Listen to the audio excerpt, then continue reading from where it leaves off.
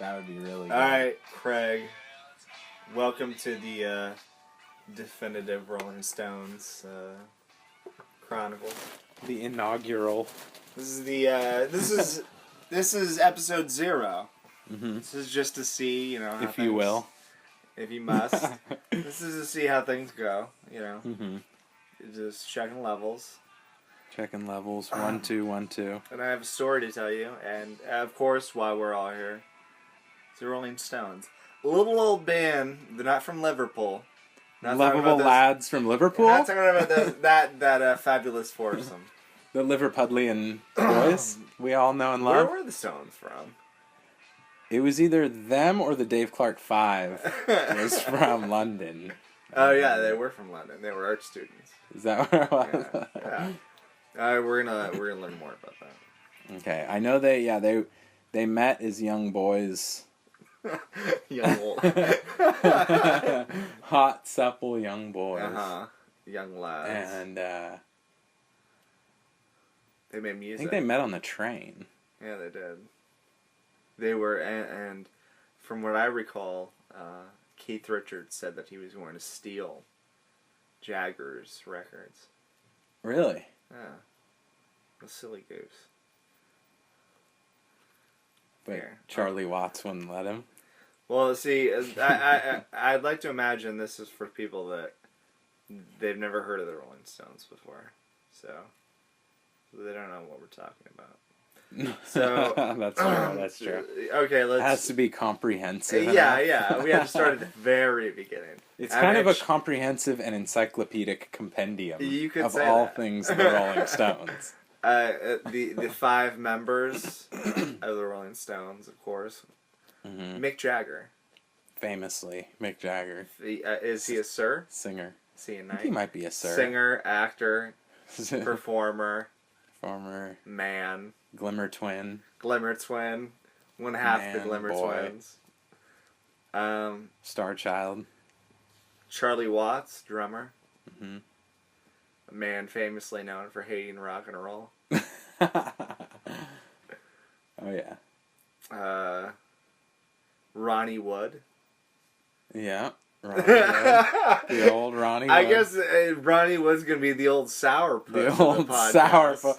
Oh, he's going to be Ronnie. like the redheaded stepchild. I mean, yeah. the Stones, their second guitar player is kind of, a mixed bag. It's always something there. Yeah. In that second guitar. And then, what can you say? The other Glimmer twin. Keith Richards. The human Keith. riff. Keith. The human riff, Keith. Keith Richards. Keith Richards. He's a good lad. Yeah, he's a good boy from a Liverpudlian lad. Yeah. I love that song that they wrote. And Bill Wyman. Bill Wyman. Did we say Bill Wyman? Bill Wyman. He's so forgettable. Yeah. I mean, yeah, he's... that one really great Rolling Stones bass line? Oh, no. Keith Richards wrote that one and recorded it. Yeah, okay. It's true. Yeah, it's hard to... I mean... He just was there. He was there. I think he had... I heard that he had a bunch of amps. So when he came and rehearsed for them, they're like, oh, They just went in the other room and looked at each other and they're like, I think he has to be in the band. Yeah, because we want to We take don't have this guy's amps shit. or money. Yeah. It's a good reason to have somebody in your band. Mm-hmm. And then they just went to some jazz drummer that hated their music. Charlie Watts. They had to pay. Yeah. They're like, no, we'll pay you. And he's like, all right, I guess. And he's been doing that for about 65 years. Yeah, they've been a band for a long time.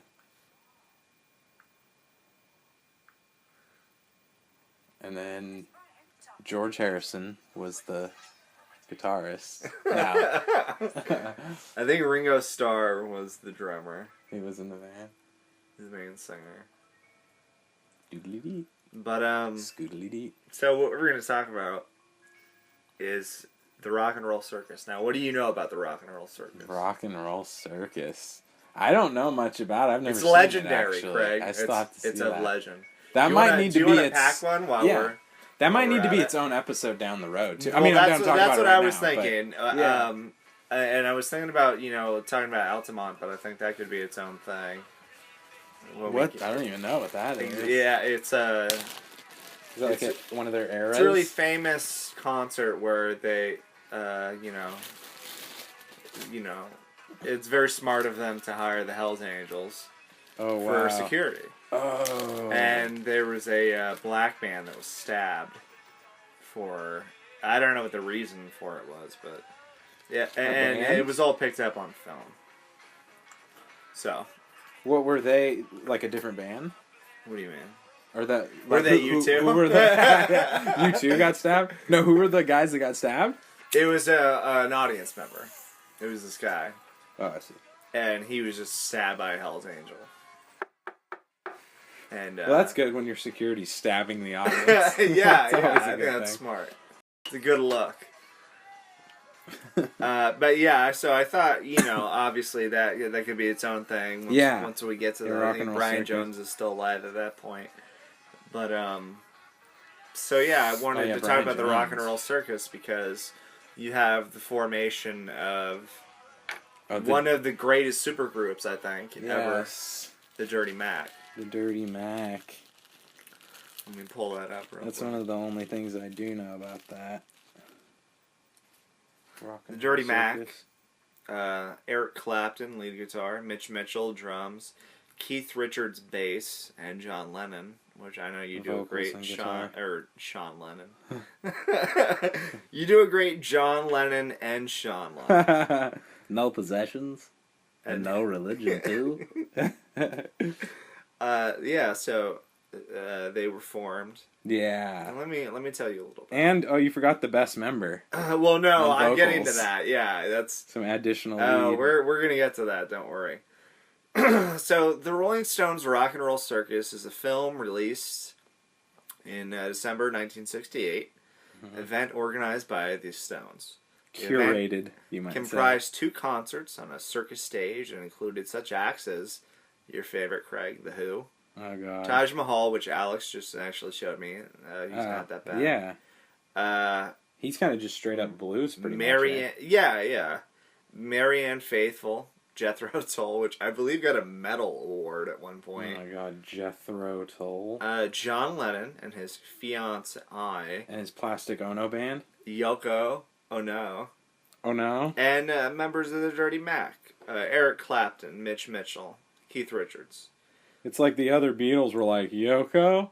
Oh no.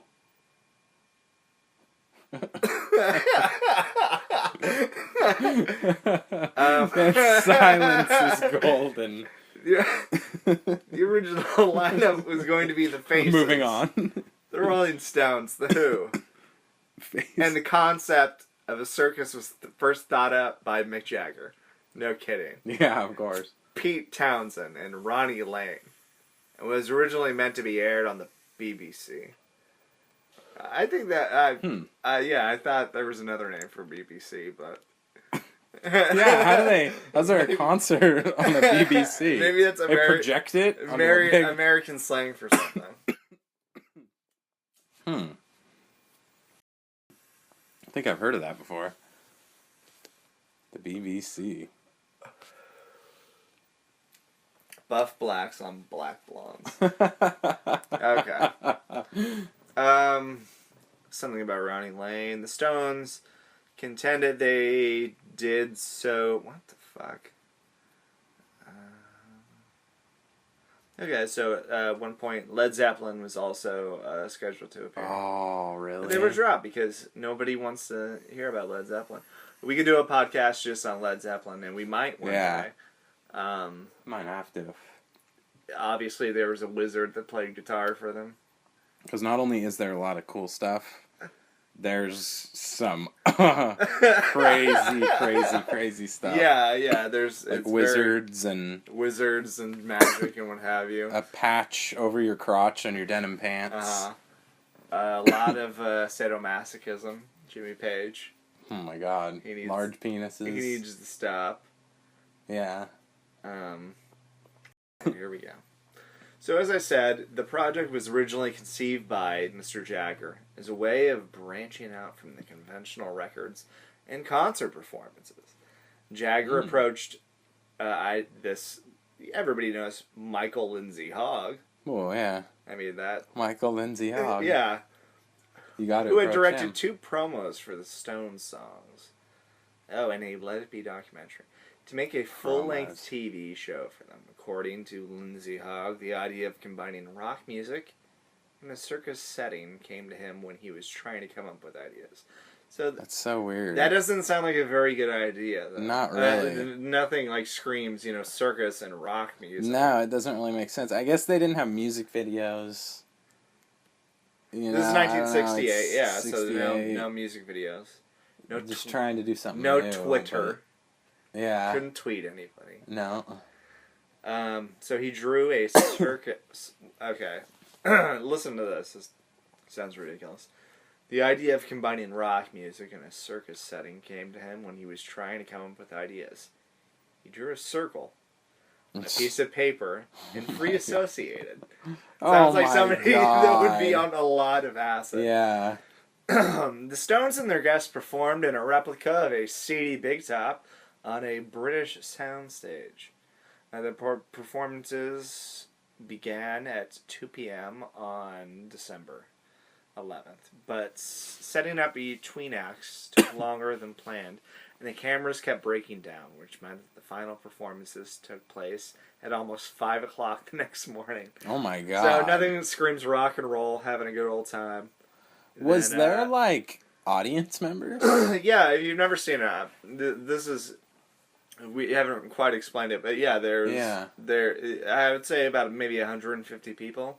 Oh, wow. They're all dressed in kind of, different colors, very...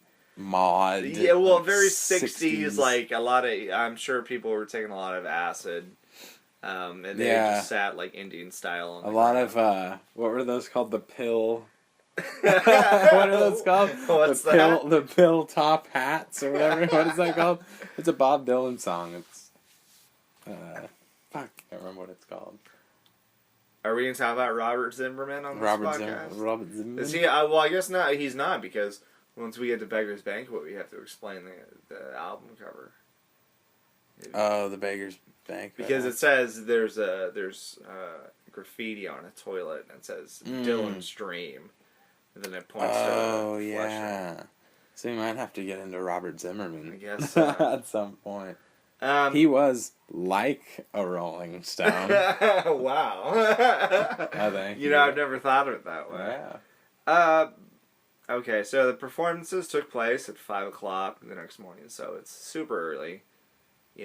Fucking Mick Jagger comes on, his belly painted like a devil. His belly bare. His bare belly. His barren. His basic bare belly painted like a devil. Oh my god. By that time, the audience and most of the Stones were exhausted. Jagger's sheer stamina.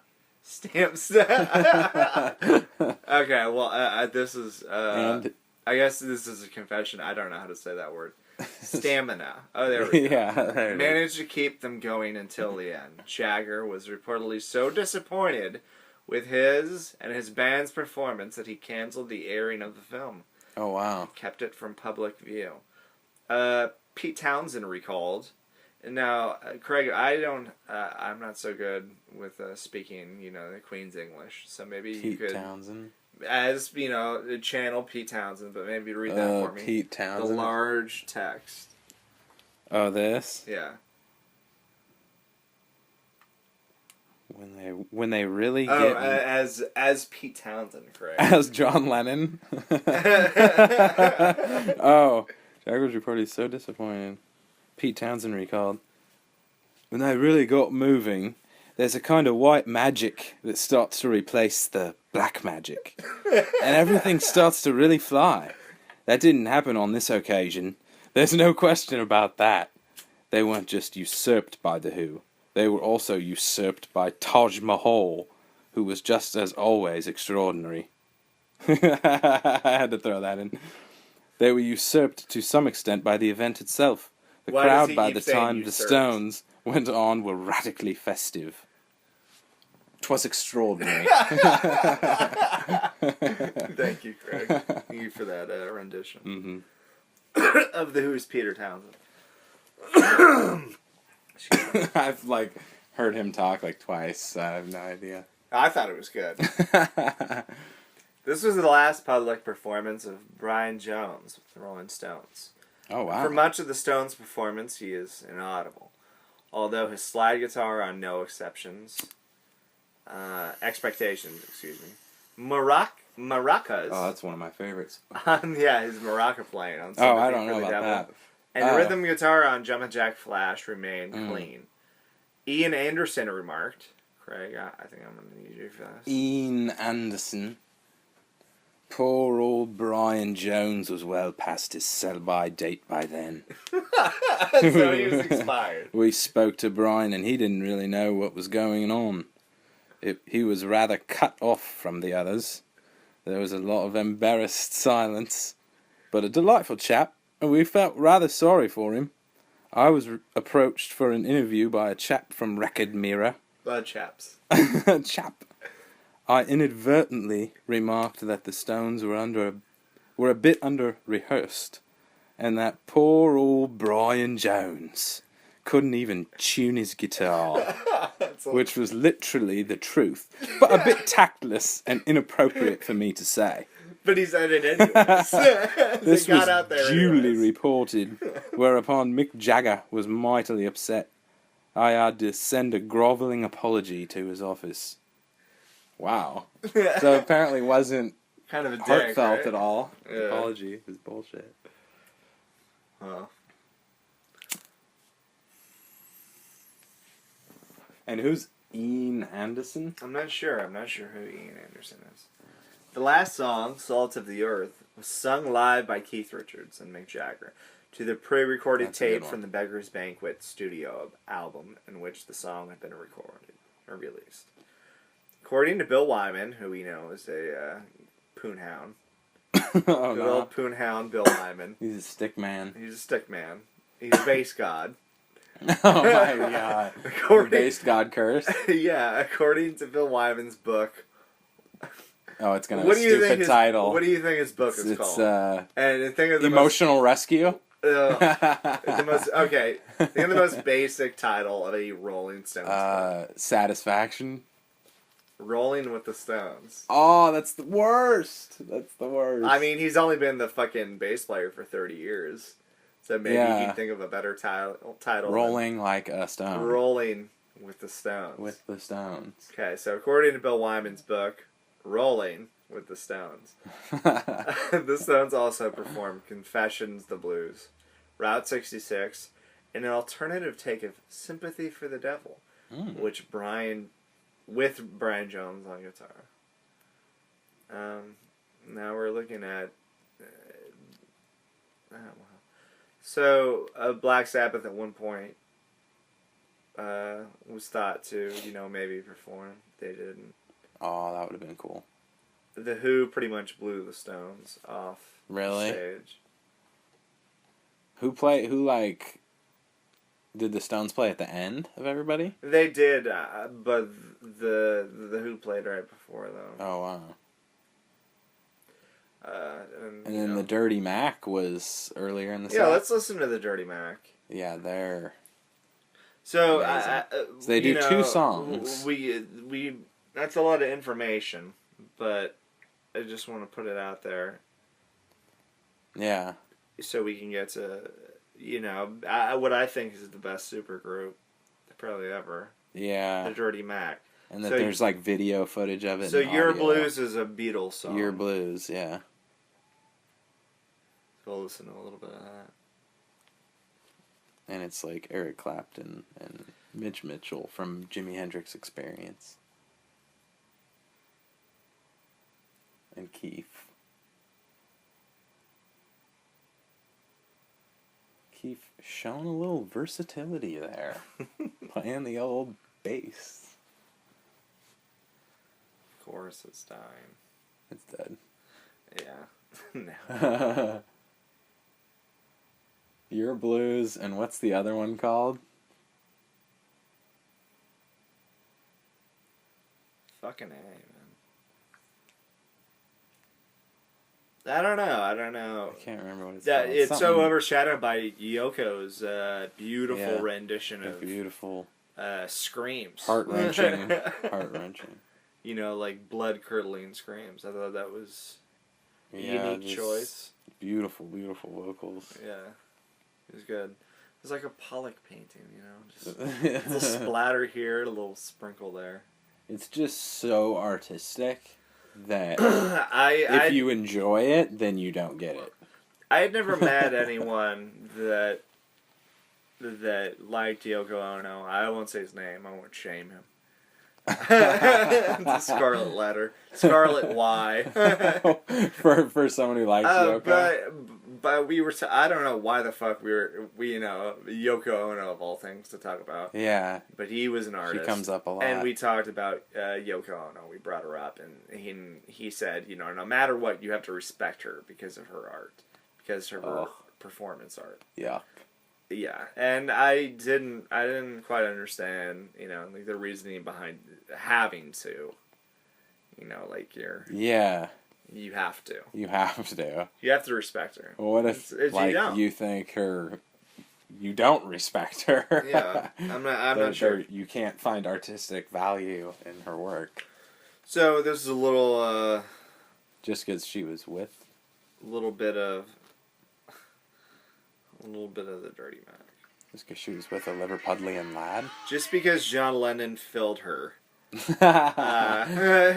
You know. And rightfully so. The Walrus? No, that was Paul. Yeah.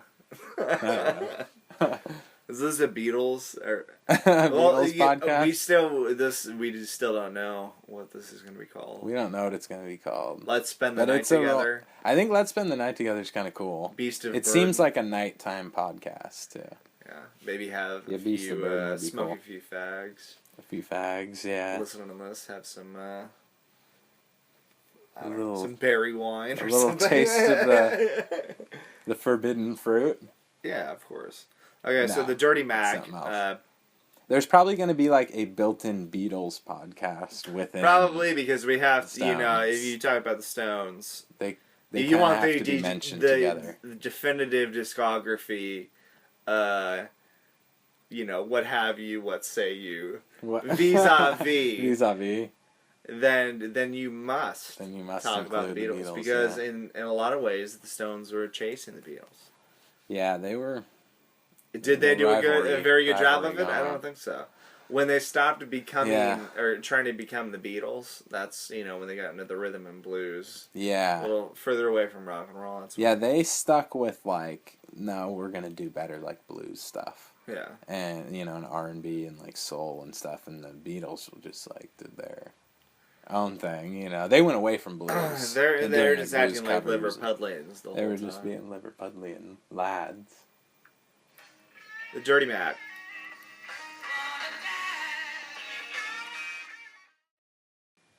So good. Pretty good, right? So good.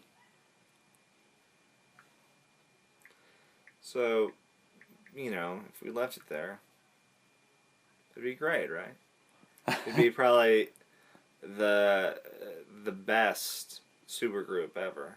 Yeah. But, and maybe this is some subject we'll have to talk about. John Lennon didn't check his woman.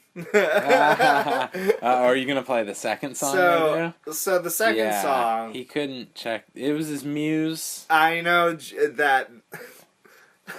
But he couldn't. I don't want to say anything too mean about Yoko Ono. I mean, yeah. But what hasn't been said? What hasn't been said about Mrs. Ono, Mrs. John Lennon, Yoko Ono? Yeah, Yoko I Ono wasn't Lennon. a fan of her singing voice. I think anybody that's heard her singing before maybe has formed an opinion.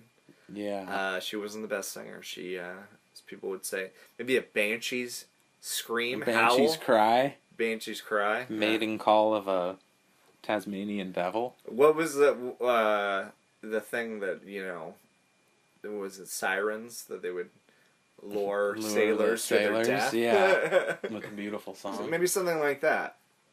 I believe this is... Not a siren, she. Nah. So they were jamming with some guy on violin. He's very famous, but I'm ignorant and I Don't know his name. I don't know his name, and I don't care. Probably a sweet guy. I don't care to know his name. I bet he's a beautiful man. He's probably a beautiful man. He's probably you can bake some cookies. He's probably got a nice wife and kids. Yeah. Jeez. Probably goes to Bed Bath and Beyond Bed Bath every Beyond. Saturday. It'd be a nice little Saturday.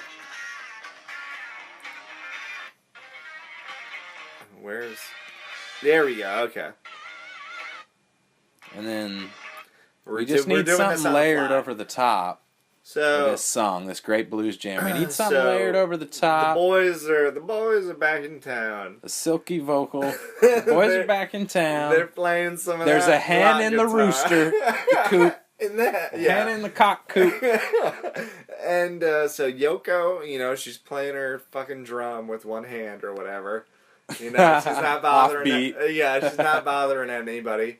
And John, she grabs the microphone. I don't know who put the microphone down there, but she was on the ground. I didn't know if I. She was on the ground. Yeah. So John she's on needed the to ground. just kick it. So away. she's, she grabs the microphone. She looks at John all coy, as to say, should I? Oh God. And John, He what do you think smiles John and nods. I think you should do it, Yoko. Please go on and sing. So Sure. that's what she did. John Lennon gave her the okay, and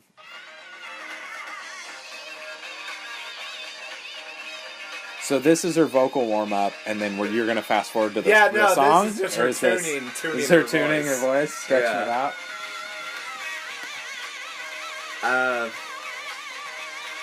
In her headphones, is there like a different song playing, or? Whoa.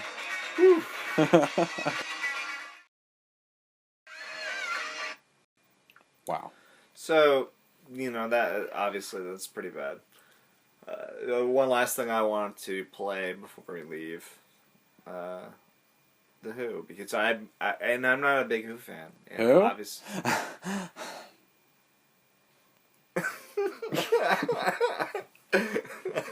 Yeah. Just a little, just I'm a not- goof. Yeah, Just a no, that little was a goof. good one. I had to take my goof. Yeah, it was good. So yeah, I think the Stones, and I like, obviously, we made this podcast and everything about the Stones.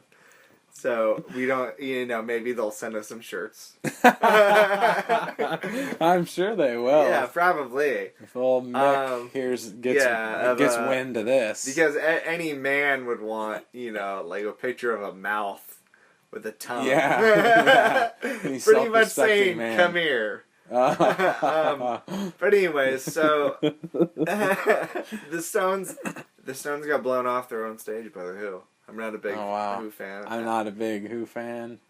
I mean, Keith Moon, he made some funny, obviously, putting acid in people's drinks when they're not looking. Wow. That's funny. Yeah, but Robert Daughtry, is that his name? Roger Daltrey? Yeah. Roger That's what Daltrey, I said, yeah. Robert Plant ripoff. What do you think? It does feel like that. It looks like it.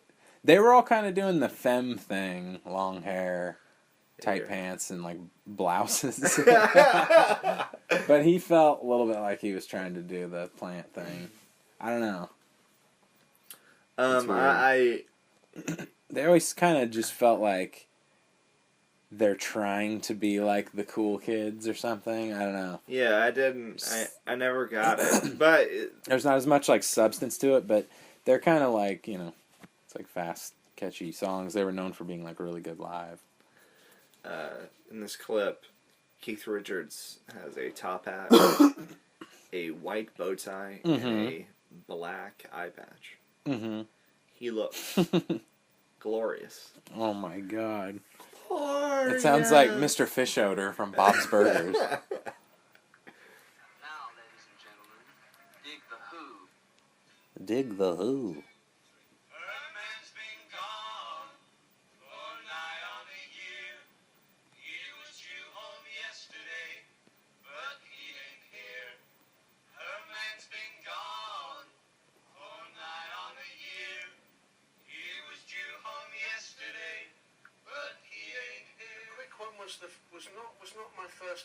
Oh my god.